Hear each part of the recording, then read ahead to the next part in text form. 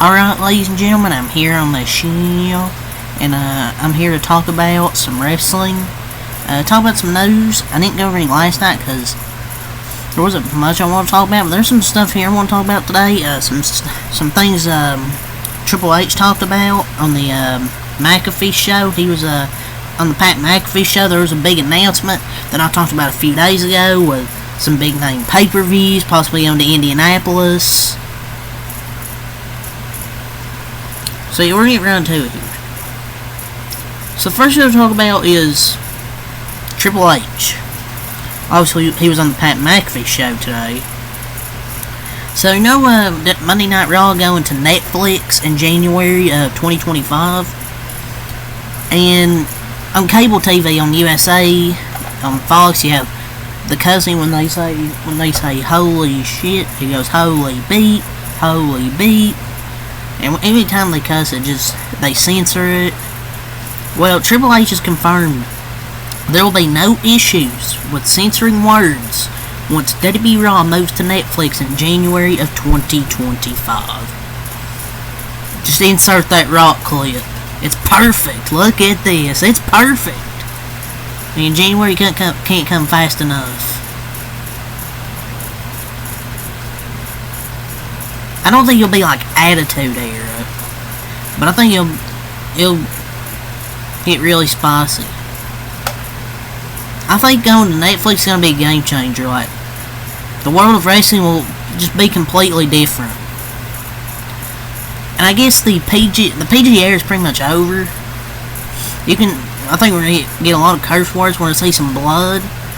I'm ready for it, pal. Wrestlers are going to be dropping F-bombs in the first week. But low-key, we've kind of been done with the PG era, besides, the censoring and sometimes black out the screen. Like, there's been violence, we've got the language. Now we just need, the sex. Just kidding. Even, honestly, being honest, this is great. No more holy beep and black screens, and they gotta go all out. I think it's gonna be like it's basically TV 14. Because if they aren't, because they're not censoring words, it's basically TV 14. We're back.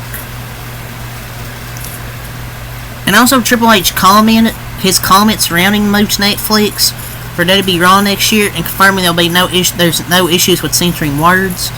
And these basically his comments. Netflix is a completely different animal.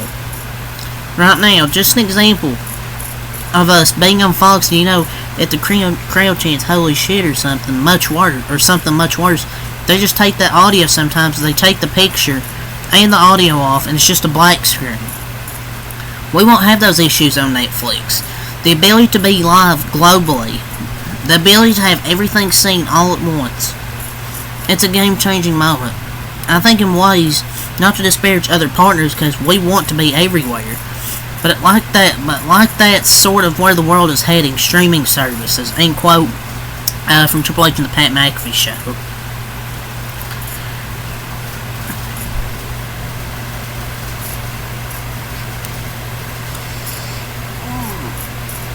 Yeah, I prayed for this. I'm so glad they're on the streaming service.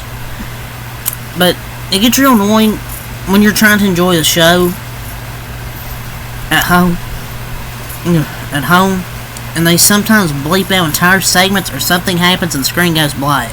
Netflix is going to be really refreshing, where you don't miss anything, and WWE's the biggest it's been in like 20 years. I think it's literally about to explode even more. Like, we're getting 3-hour Raws on Netflix.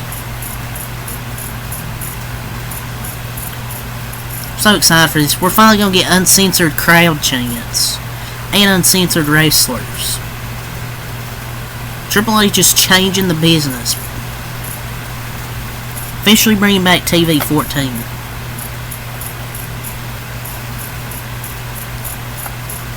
So after Chad Gable got attacked by the White Six last week,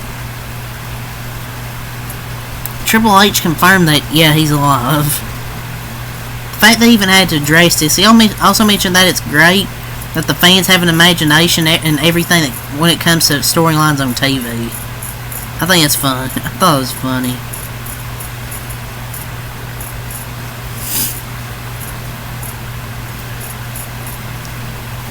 We'll go over this quote, but it's just him talking about the White Six.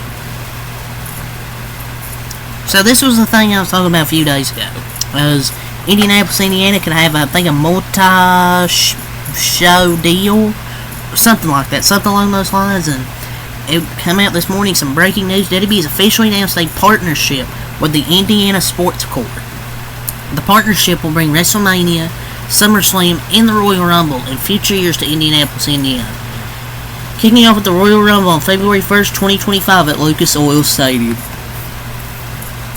So they got WrestleMania, SummerSlam, and the Royal Rumble. Royal Rumble's gonna be in February 1st.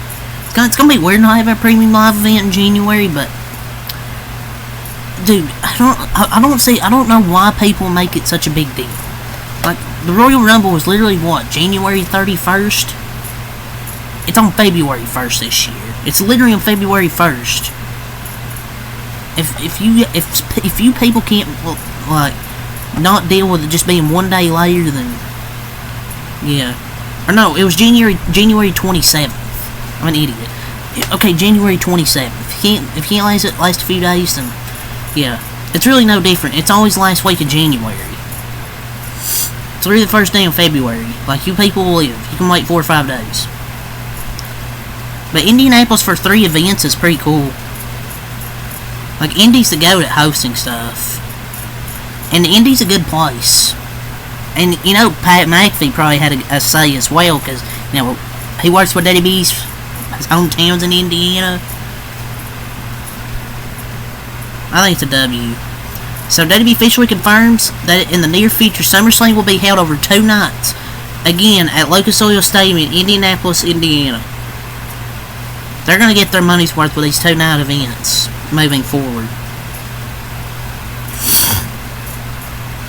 So, Lucas Oil Stadium in Indianapolis, Indiana gets WWE's Big 3. Royal Rumble 2025, WrestleMania 2 nights, and SummerSlam 2 nights. I believe in 2025. I wonder how much Pat ties with the team. I wonder how much Pat's ties had an effect on this, because it's massive for Indy. I wonder how much said he bid to secure these future events. And considering that Lucas Oil Stadium is an indoor stadium, they really need any of those events for quite a while.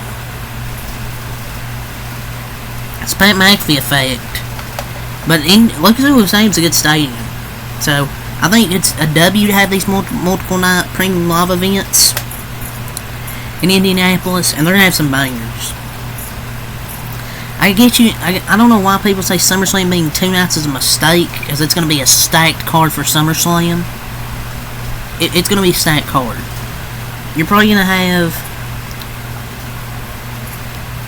Gunther versus either Seth Rollins or Damian Priest. I mean, I would rather them do Cody and Randy Orton, have Randy turn heel, but it looks like they're going to do Cody and Solo Sikoa. But it ultimately might set up for Roman Reigns to return. Maybe whenever Rhea returns at some point, you could have her and Liv Morgan or something like that. I don't know. But it looks like the way they're headed, it's going to be 2 nights. And I think SummerSlam's going to be banger. But as I was mentioning, it's going to be the first Royal Rumble to not take place in January. It's not that bad. I mean, you know, I don't think there's any premium live events in January. New Year's Revolution is a possibility. Or Day 1, but I'd rather see New Year's Revolution. Revolution come as a possibility. But the Royal Rumble, it's literally a few days. Like,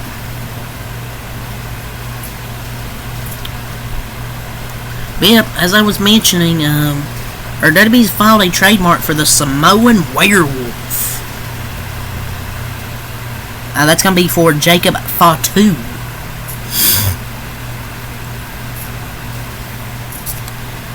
As I was mentioning, per the Wrestling Observer Radio or whatever, Cody Rhodes versus Solo Sikoa for the undisputed WWE Championship is the planned main event for SummerSlam 2024.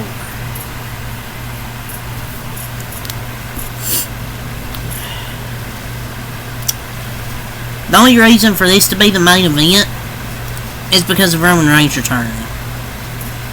That's the only reason this match was main event, because, look, Cody's my favorite. He's one of the best. He's a really great wrestler, but I don't know about Solo. I just don't know if that would be a match that interests me just because of Solo.